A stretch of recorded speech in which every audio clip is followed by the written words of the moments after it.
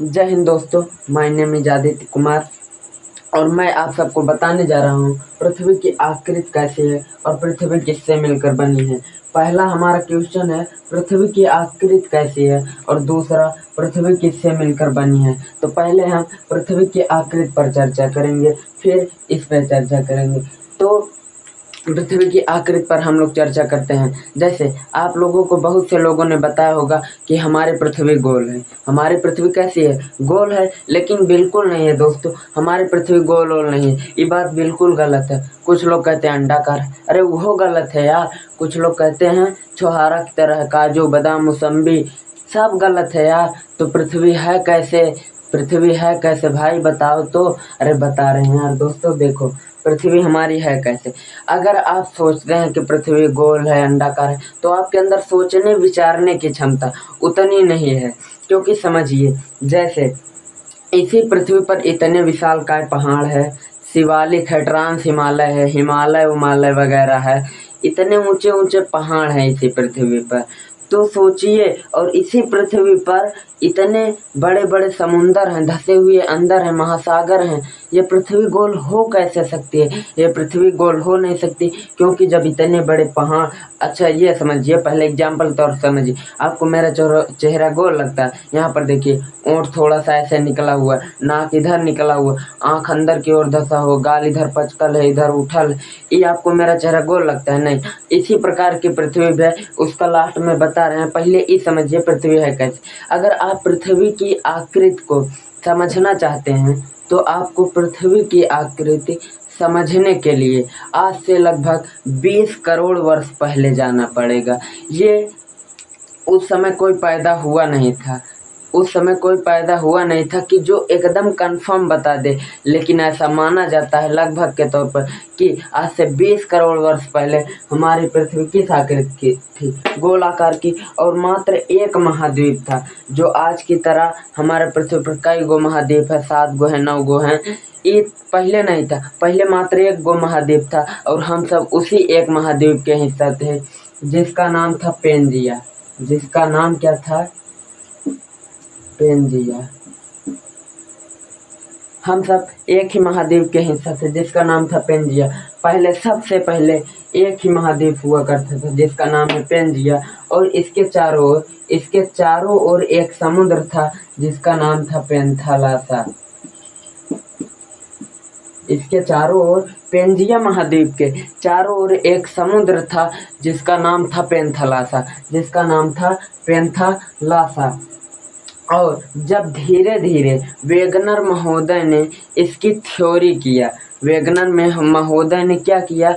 इसकी थ्योरी किया। तो उन्होंने बताया कि ये कैसे पेंजिया महाद्वीप धीरे धीरे, ये पेंजिया महाद्वीप धीरे धीरे 2 भागों में विखंडित हो गया। एक भाग ऊपर की ओर हो गया, एक भाग नीचे की ओर हो गया। ऊपर वाले भाग को, जो ऊपर भाग हो गया, उसको हम लोग लारेशिया नाम से जानते हैं, लारेशिया। और जो नीचे भाग हो गया, उसको हम लोग गोंडवाना लैंड के नाम से जानते हैं।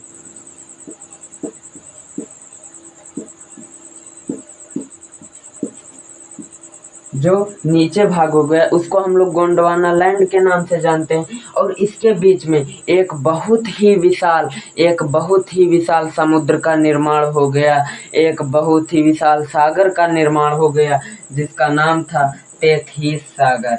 जिसका नाम क्या था? तेथीस सागर।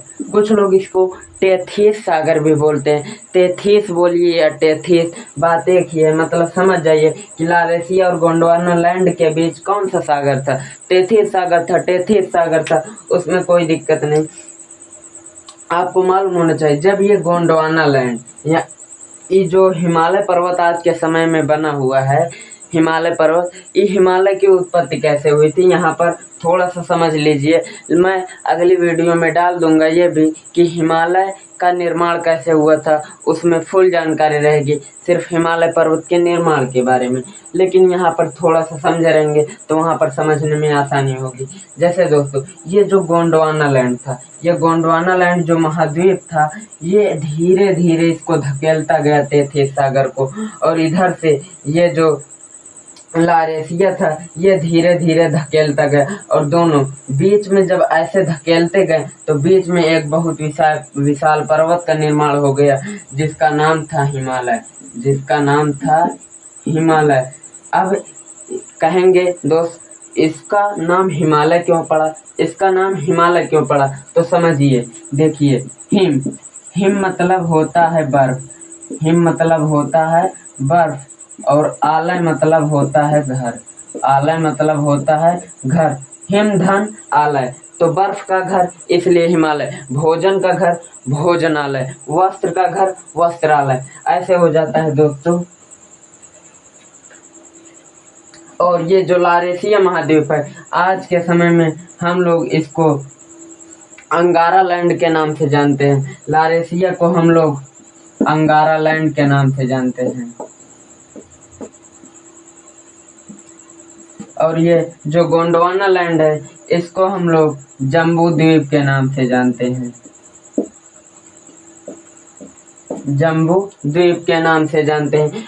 इतना तो बात हो गया दोस्तों, लेकिन अभी तक ये नहीं है मालूम चल पाया कि हमारी पृथ्वी की आकृति कैसी है। तो समझिए, ये स्थित थी आज से लगभग 20 करोड़ वर्ष पहले। हमारी पृथ्वी जब गोल आकार की थी तो एक ही महाद्वीप था, पेंजिया महाद्वीप, और उसके चारों ओर समुद्र था, पेंथला था।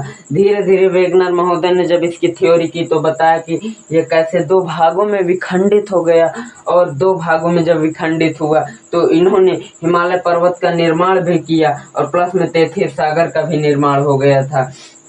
इतना समझ में आया दोस्तों। अब इसके बाद हम ये बताने जा रहे हैं हमारी पृथ्वी की आकृति कैसी थी।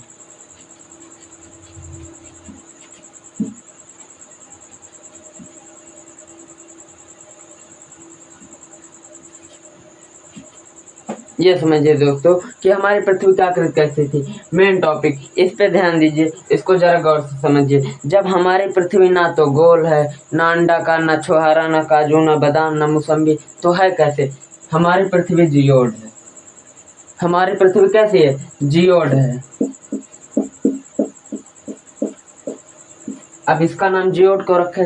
काहे की टेढ़ी टाढ़ी आकृति को ही जियोड कहते हैं। टेढ़ टाढ़, अगर कोनो चीज टेढ़ टाढ़ है तो उसको हम लोग जियोड कह सकते हैं। हमारी पृथ्वी टेढ़ी टाढ़ी है, इसलिए इसका नाम जियोड रखा गया है, इसलिए इसका नाम जियोड रखा गया है। ये आप बुक में जो इसका चित्र छपा रहता है ऐसे अंडरलाइन कर देता है कि ताकि ये इसका जो मतलब कि रेडार एक प्रकार से बना देता है कि ऐसे रहेगा तो इस पृथ्वी की लेयर में थोड़ा सा ही रहेगा, इसलिए बुक में ऐसा छाप देता है। लेकिन असलियत में हमारी पृथ्वी कैसी है दोस्तों? असलियत में जो हमारी पृथ्वी है वो इस प्रकार है। असलियत में हमारी पृथ्वी इस प्रकार है। यहाँ पर मान लीजिए हिमालय पर्वत हो गया, यहाँ पर समुद्र, फिर इधर कहीं पहाड़, कहीं समतल मैदान, कहीं समतल मैदान, कहीं पठार, कहीं कुछ भी, ऐसे है हमारी पृथ्वी। तो हमारी पृथ्वी जियोड है एक प्रकार से। अब पृथ्वी की आकृति समझ में आ गया दोस्तों। अब हम अपने चलते हैं दूसरे क्वेश्चन की ओर। पृथ्वी किससे बनी है? पृथ्वी किससे मिलकर बनी है? आप लोगों को बहुत बार बचपन में बताया गया होगा, ये अब भी बताते हैं कुछ टीचर, कि हमारी जो पृथ्वी है वो पंच तत्वों से मिलकर बनी है। वो किससे मिलकर बनी है दोस्तों? पंच तत्वों से मिलकर बनी है। क्षिति, जल, पावक, गगन, समीर। लेकिन ये बात बिल्कुल गलत है दोस्तों, ये हम आपको प्रूव करके दिखाएंगे दोस्तों, इसलिए वीडियो में लास्ट तक बने रहिए। क्या बताया गया है पंच तत्वों के बारे में? क्षिति, जल, पावक, गगन, समीर। क्षिति, जल, पावक, गगन, समीर, यही बताया गया है दोस्तों आपको। क्षिति मतलब पृथ्वी, क्षिति माने पृथ्वी, जल मतलब पानी, पावक मतलब आग, गगन मतलब आसमान, समीर मतलब हवा। क्या बोला गया दोस्तों कि हमारी पृथ्वी 5 तत्वों से मिलकर बनी है। हमारी पृथ्वी 5 तत्वों से मिलकर बनी, लेकिन ये बात बिल्कुल गलत है दोस्तों। ये मैं आपको साबित करके दिखाता हूँ। पहले आपको ये जानना होगा कि तत्व किसे कहते हैं, तभी आप समझ पाएंगे कि हमारी पृथ्वी ये इन चीज़ों से मिलकर बनी हुई है या नहीं। तो तत्व किसे कहते हैं? तत्व की डिफिनेशन क्या है? एलिमेंट। तत्व की डिफिनेशन क्या है? एलिमेंट की डिफिनेशन क्या है? तो एलिमेंट की डिफिनेशन ये है, वह सरलतम शुद्ध पदार्थ, वह सरलतम शुद्ध पदार्थ जो एक ही प्रकार के कणों या परमाणुओं से मिलकर बना होता है, उसे तत्व कहते हैं। वह सरलतम शुद्ध पदार्थ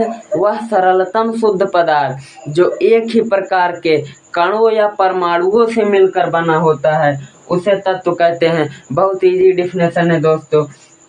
तत्व किसे कहते हैं एक बार फिर से सुन लीजिए, वरना आपको ये समझने में थोड़ी प्रॉब्लम आएगी। तत्व किसे कहते हैं? वह सरलतम शुद्ध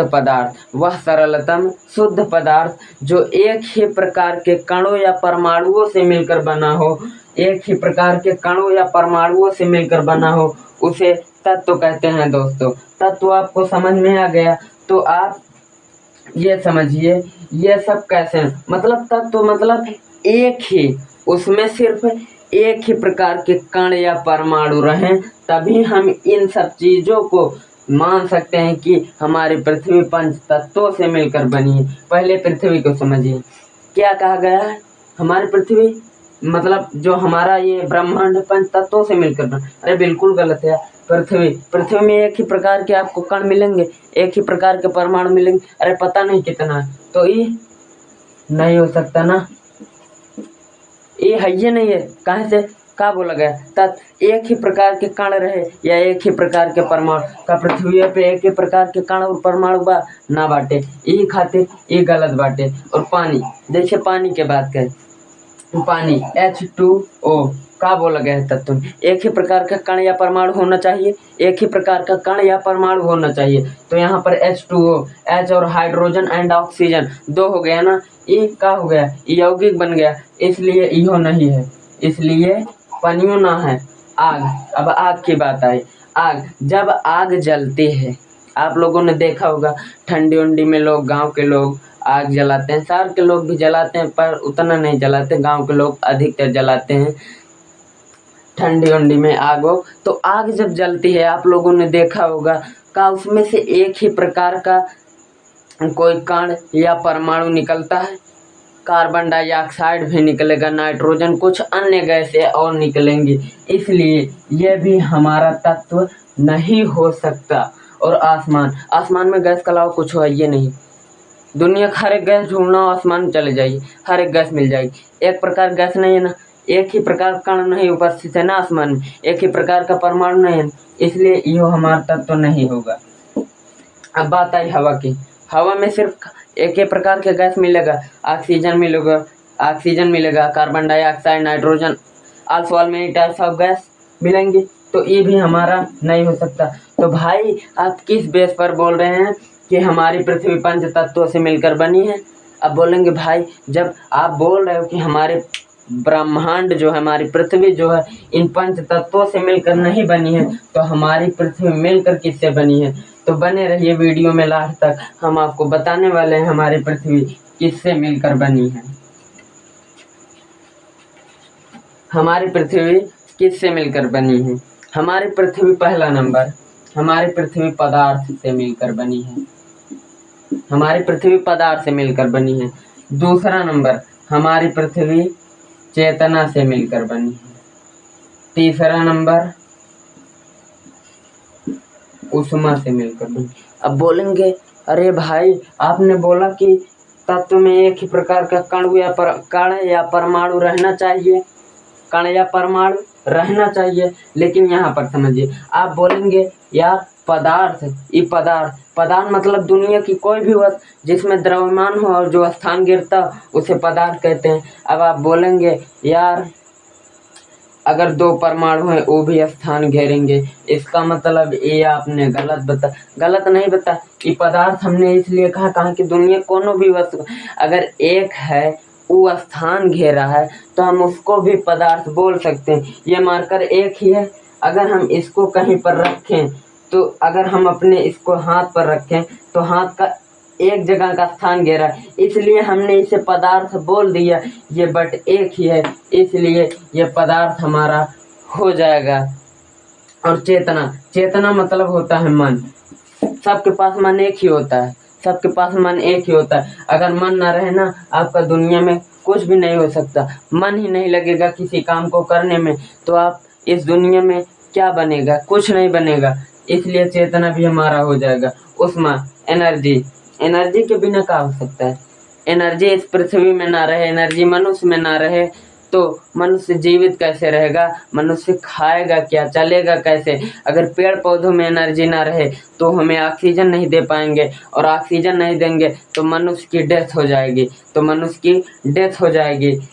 समझिए उष्मा किसे कहते हैं, उष्मा किसे कहते हैं। जैसे ये मार्कर लिए हैं, अगर हम इसको ऐसे उठाए हैं तो इसमें हमने कुछ ना कुछ फोर्स लगाया है, बल लगाया है। और बल किसके द्वारा लगाया, उष्मा। अगर हमारे शरीर में एनर्जी ना होती, उष्मा ना होती तो हमें इतने कॉन्फिडेंस से ऐसे मारकर उठा ना पाते। इसलिए उष्मा भी हमारा हो जाएगा इस पृथ्वी में। तो दोस्तों, अगर आप सबको वीडियो पसंद आई हो तो वीडियो को लाइक कीजिए, कमेंट कीजिए, सब्सक्राइब कीजिए और बहुत से लोगों में शेयर कीजिए। तो हम मिलते हैं अब नेक्स्ट वीडियो में। जय हिंद दोस्तों।